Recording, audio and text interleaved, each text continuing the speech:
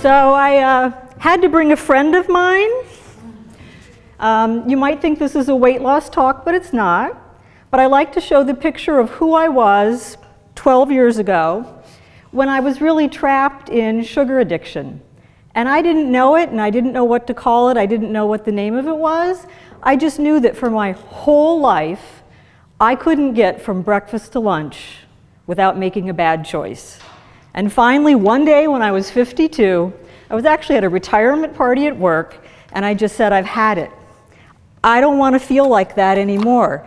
I've got to be smart enough to figure that out. And that's when I took every ounce of energy I had for about 6 weeks, and I just said, I will figure this out. I happened to be 52. It happened that 52 weeks later, I had lost 52 pounds. The good news is that that was 10 years ago. I'll be 61 in a few weeks. And once you know the root cause of any issues that you have, once you know what you can't eat, then you know everything that you can eat, and it opens up this whole other world. So you have to, and bear with me because we're going to have a little chemistry lesson here, but it's really important. And I've decided that I really want to commit the rest of my life to helping people understand sugar as an addictive substance. So we'll talk both about sugar, because sugar is like the new tobacco. Back in the 60s and the 70s, everybody knew that tobacco was bad for you, and that a few people were addicted. My mother was one of those. And they just couldn't give it up no matter how hard they tried. And the same thing is happening with sugar right now. Sugar is bad for everybody, but some of us, about 10%, are likely to be addicted to it.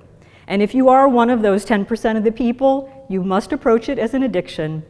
And you're going to have to just learn how to deal with that addictive component of your life and live with it. But once you understand, then you're armed with all the knowledge that you need. So if you look around America right now, if 3 people are sitting in a room, one of them is going to be obese, one of them is going to be overweight, and one of them is going to be normal weight. This is not the way the world was meant to be. And the concern that I have in particular is that it's our food supply that's causing this. For me, it's been 10 years, and like all other addicts, I live with this. This is a piece in my brain that I'll have the rest of my life, but I know how to manage it. And armed with the knowledge around the food and around the behaviors, I know how to keep myself out of trouble. And I really want my mission in life to give back is for other people to have this knowledge, because I wish when I was caught in this cycle of not knowing what to do, what's wrong with me, I can't figure it out. If I had only had the education that would have helped me just weed through this and make some decisions, I wouldn't have had to spend 52 years feeling bad about myself.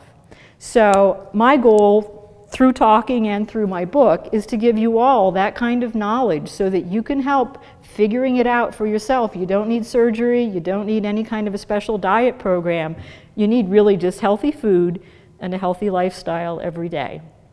So with that, thank you very much, and I hope that you or someone around you will be influenced by this.